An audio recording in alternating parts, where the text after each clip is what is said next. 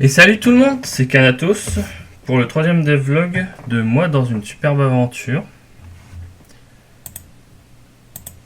Alors je me présente ou je me représente.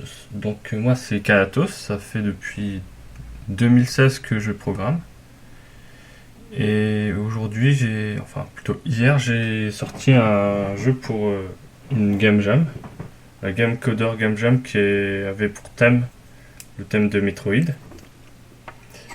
Et regardez dans la description, j'ai mis un lien pour mon jeu. Je vais vous parler des technologies que j'ai utilisées. Alors j'ai utilisé le framework Phaser 3 avec l'éditeur de Phaser 3, Phaser Editor V2 et la librairie Underscore. En asset, j'ai utilisé les assets de Game Master Sound. Game Master Pro Sound Audio. Et pour ce qui est des assets graphiques, c'est moi qui les ai faits. Et la programmation, c'est de moi, pareil. Je vais vous parler maintenant du temps que j'ai passé sur le projet. Alors, j'ai passé entre 40 et 50 heures depuis le 9 septembre. J'ai essayé d'avoir du temps après mon travail et pendant mes jours de repos. Ensuite, il s'est passé des choses que je pensais pas mettre autant de temps.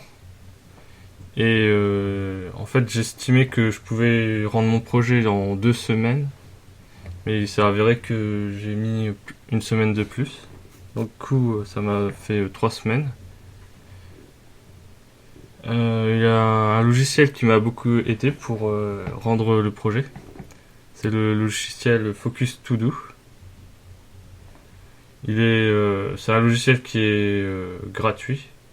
Vous pouvez le mettre sur téléphone mobile, sur ordinateur. Très pratique. Et j'ai acheté la version premium. Qui met, sans la version premium, vous pouvez pas mettre en lien votre compte entre celui de l'ordinateur et celui du mobile. Et après, le compte premium coûte pas vraiment très cher. Je crois que c'est 5 euros. Et c'est définitif. Du coup, vous dépensez 5 euros, mais vous avez un logiciel qui marche, quoi. Ensuite, je vais vous parler de ce que j'ai bien fait pour le projet, pour le rendre. Ce que j'ai bien fait, c'est que j'avais commencé par créer le game design document en premier, comme j'en ai parlé dans ma première vidéo de devlog. Regardez la vidéo si vous l'avez pas vue. Et ensuite, le deuxième point que j'ai bien fait, c'est que j'ai essayé de faire le projet simple dès le début. Au début, je pensais faire vraiment comme un jeu platformer à la Metroid, mais je me suis dit, est-ce que j'aurai le temps de le faire? Et j'ai décidé directement de rendre le gameplay simple. Et aussi, le troisième point que j'ai bien fait, c'est d'utiliser un logiciel de Pomodoro, que j'en ai parlé tout à l'heure, le Focus To Do. Ça m'a beaucoup aidé pour me concentrer et pour me motiver. Alors, je vais vous parler des points qu'il faut que je travaille maintenant, et pour les projets qui sont à venir. Il faut que je travaille essentiellement ma communication.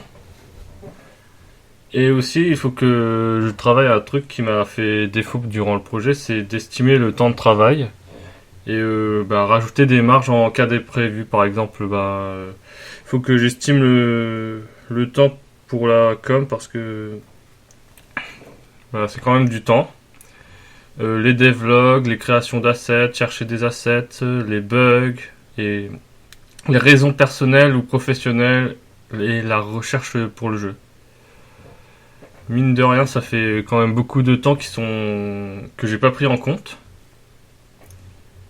Et mine de rien, ça fait beaucoup de temps. tout ce que j'avais pas prévu.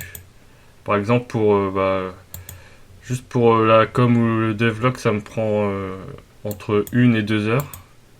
Et pour la création d'assets, si je le fais bien, ça me prend sûrement entre 2 et 3 heures. Et si je le fais rapidement, comme je l'ai fait pour cette game jam, ça me prendrait 1 heure.